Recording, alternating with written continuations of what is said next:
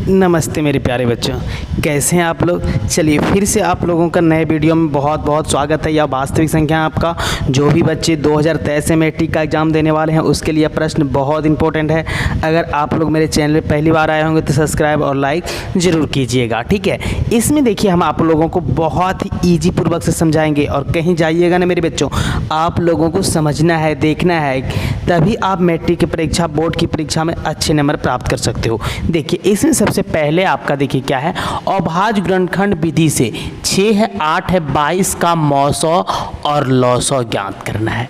अभाज्य गुणनखंड विधि से आपका मौसौ और आपको लौसौ ज्ञात करना है। क्लियर। देखिए इसमें देखिए 6, ठीक है, 6, 8 और 22 का अभाज्य गुणनखंड विधि करना है। सबसे पहले देखिए 6, 8, 22 का क्या कर लेना है मेरे बच्चों, अभाज्य गुणनखंड कर लेना है, ठीक है। अभाज्य गुणनखंड चलिए कर लेते हैं, ठीक है। इसका अभाज्य गुणनखंड अगर करते हैं तो मेरा होता है इसमें क्या, अभाज्य गुणनखंड है।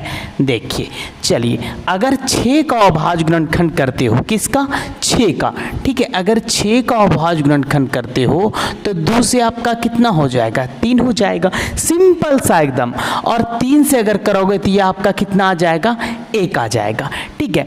उसी प्रकार से 6 का करने पर हम लोगों को कितना प्राप्त हुआ, 2 गुना कितना, 3, ठीक है। अब उसी प्रकार से 8 का कर लेंगे, ठीक है।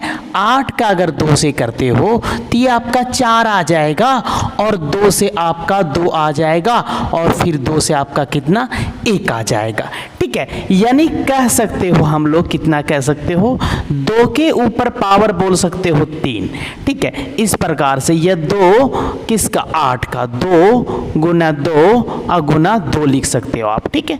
उसी प्रकार से चलिए हम लोग कर लेते हैं किसका, 22 का, ठीक है। 22 का अगर करते हैं तो 2 से आपका कितना होता है, 11 होता है, ठीक है, 11 होता है।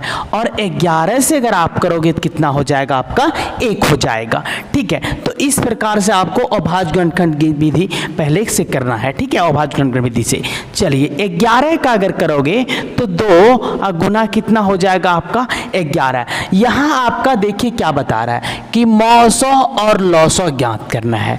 अभाज्य गुणनखंड तो हम लोग कर लिए, इससे आप क्या करना है, हमें मौसौ और लौसौ ज्ञात करना है। चलिए देखते हैं कैसे करते हैं। तो इनमें से देखिए मेरे बच्चों, सबसे पहले आपको देखिए ये वाली संख्या जो कि तीनों में आपका मैच कर रहा है, ठीक है। जैसे 2 इसमें भी, 8 में भी 2 आपका, 11 में भी, यानी अब 6 का अभाज्य गुणनखंड और 8 का अभाज्य गुणनखंड और 22 का अभाज्य गुणनखंड करने पर तीनों में ऐसा गुणनखंड है जो कि तीनों में आ रहा है, वो समान संख्या है, हमारा कितना है, 2 है। तो इसमें आप लोग कह सकते हो 6, 8 और किसका, 6, 8 और किसका, 11 का क्या है, मौसौ, ठीक है। मौसौ कितना प्राप्त हुआ, 2 प्राप्त हुआ, ठीक है। उसी प्रकार से 6, 8 और कितना मेरे बच्चों, 11, ठीक है। 11 का लौसौ, क्या, लौसौ, ठीक है। इसका लौसौ कितना प्राप्त हुआ, तो इसका लौसौ प्राप्त देखिए हुआ, ये है ना, ये 2 है, 2 देखिए 2 क्या करना है, इस प्रकार से लेना है सबसे ज्यादा। इसमें देखिए 2 के बार आपका 3 बार है, 2 है, तो 2 के ऊपर पावर आप 3 लिख सकते हो। उसके बाद इसमें आपका देखियो, इसमें संख्या है 3 है तो वो 3 ले लेना है। उसके बाद कौन संख्या गुना, 11 है तो आपको 11 ले लेना है। तो 2 के ऊपर पावर 3 करोगे तो आपका 8 हो जाएगा, गुना 3 गुना 11 अगर करोगे मेरे बच्चों तो ये आपका 264 आएगा।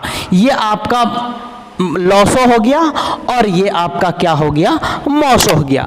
चलिए अगर आपको समझ में आया होगा तो लाइक और सब्सक्राइब जरूर कीजिएगा। तब तक के लिए जय हिंद।